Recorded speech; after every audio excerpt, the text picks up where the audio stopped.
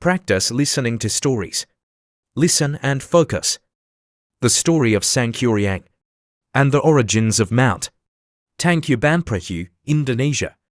This story begins with a god and a goddess who, because of a mistake they made in heaven, end up having to undergo punishment in the world. Both were punished for doing good in their life on earth, in the form of a wild boar and a dog. The wild boar incarnated by the goddess was named Wayang Hyang, while the dog incarnated by the god was named Tumang. Wayang Hyang because she was punished as a wild boar or wild boar.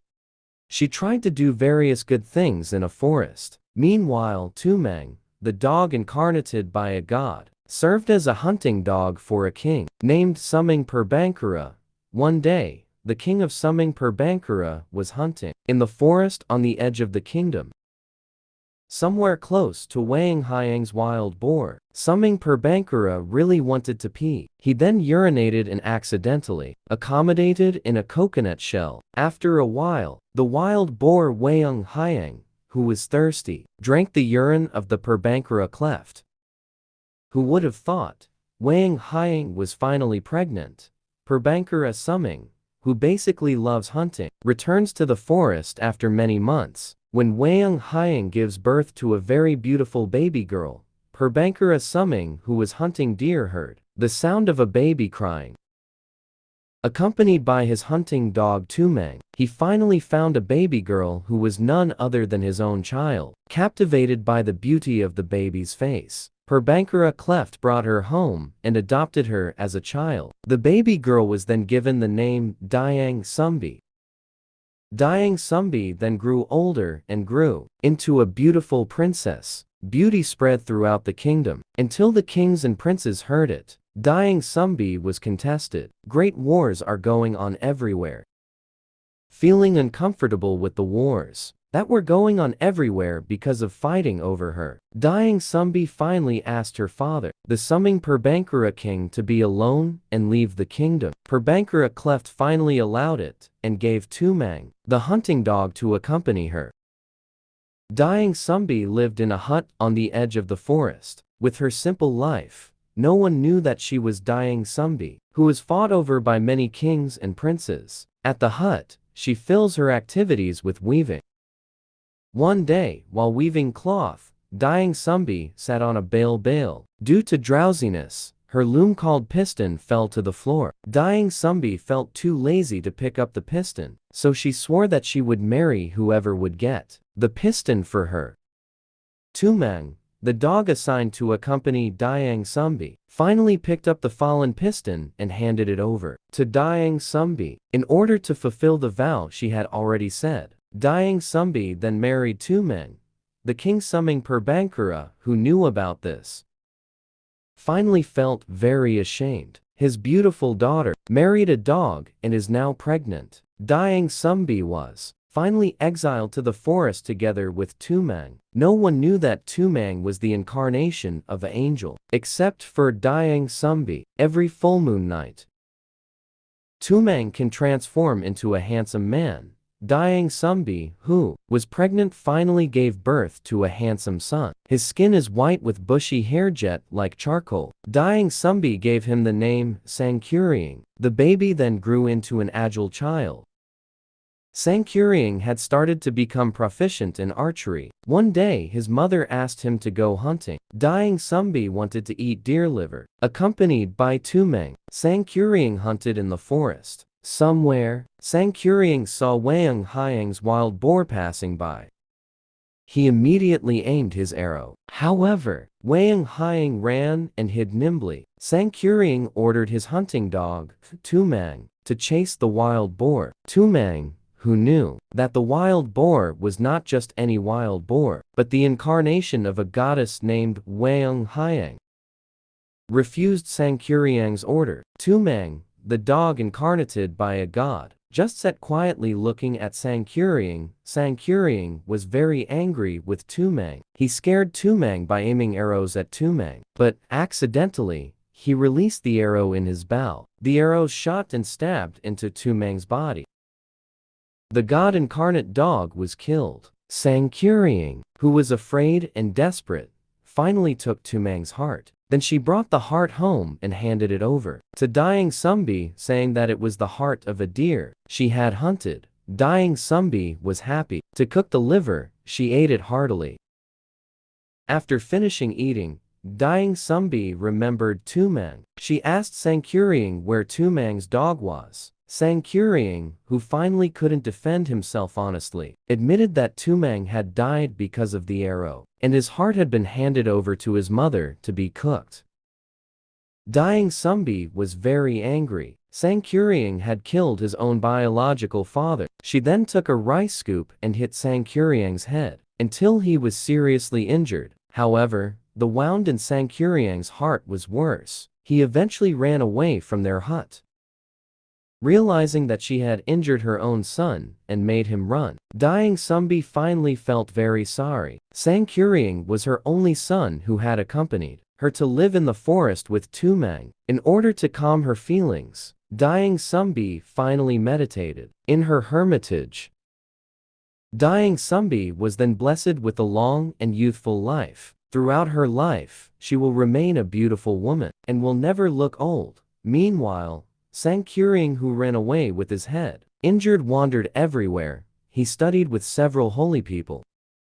He entered the forest out of the forest. When Sangkyurying had become a powerful and mighty young man, he defeated all the spirits or Gyuryang he encountered in his wanderings. He conquered them and with his supernatural powers, became the master of the Gyuryangs.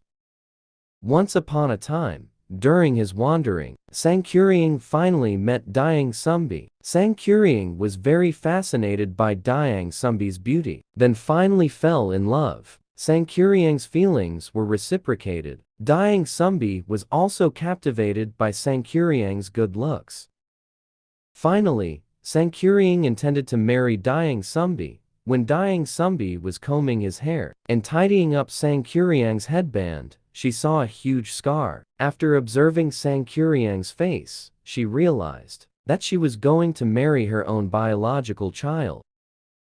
Sangkyurying himself did not think that Dying Sumbi was his biological mother.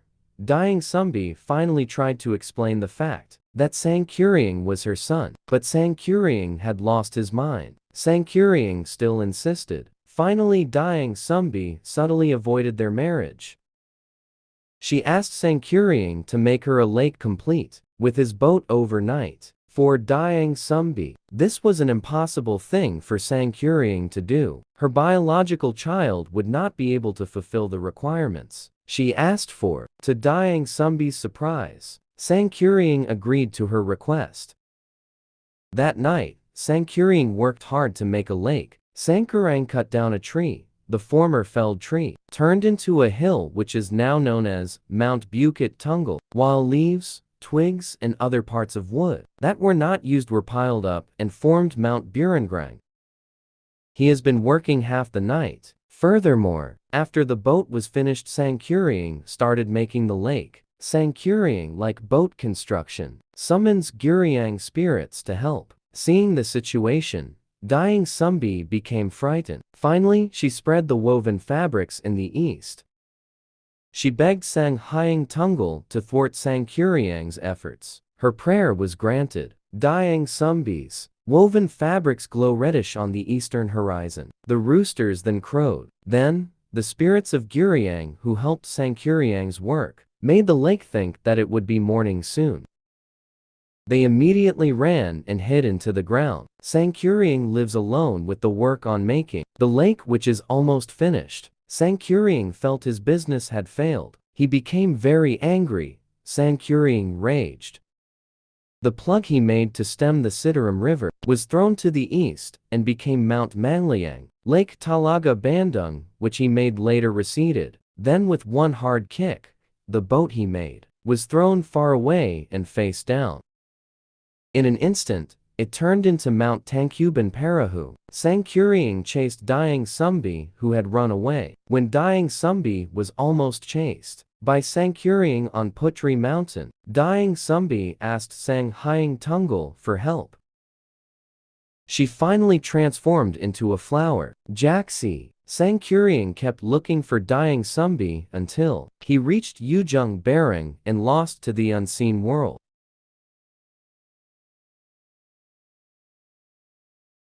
The second story. The legend of the origin of the Sikadang Deen crater, Indonesia. Sikadang Deen crater is famous for its crater pool, phenomenon which can move or jump in a large area. That is why Sikadang crater is one of the many craters in the most popular tourist area of the Deen Plateau. The following is the legend of the origin of the Sikadang Deen crater. The story: there was a beautiful princess named Shinto Dewey. She lived in a magnificent palace in the Deen Plateau. The beauty of the princess is famous everywhere. However, not a single man succeeded in proposing to her, because the Shinto Dewey always required immeasurable amounts of dowry.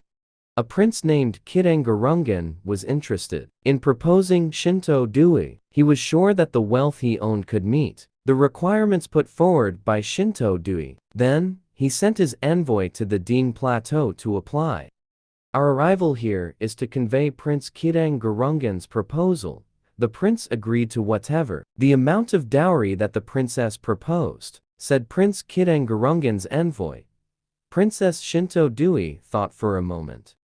This wealthy prince who is proposing to her is definitely a handsome and dignified person. If not, surely the prince will not propose to her. Prince Kitangurungan's proposal was accepted by Shinto Dewey. Prince Gurungan was very happy when he heard that his proposal was accepted.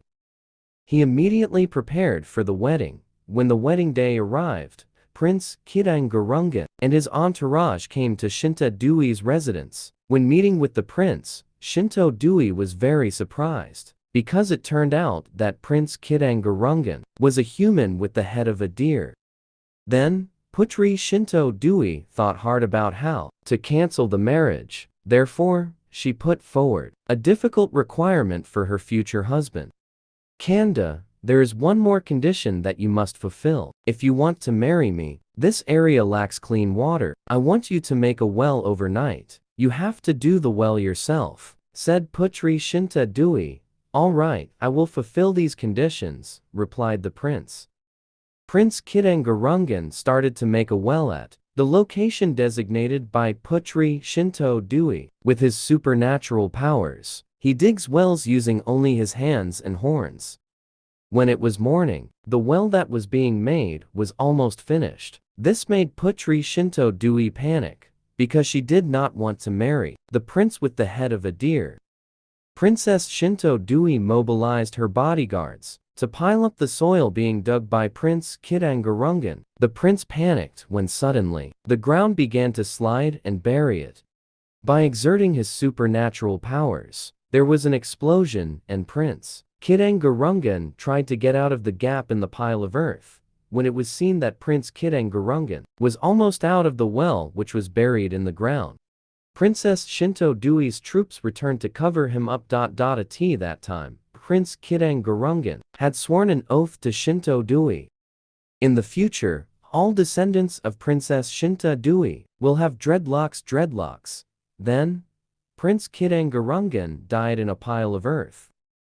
The well that exploded eventually became a crater which was later named Sikadang. Until now in the Deen Plateau many people have dreadlocks like the curse of Prince Kitangurungan.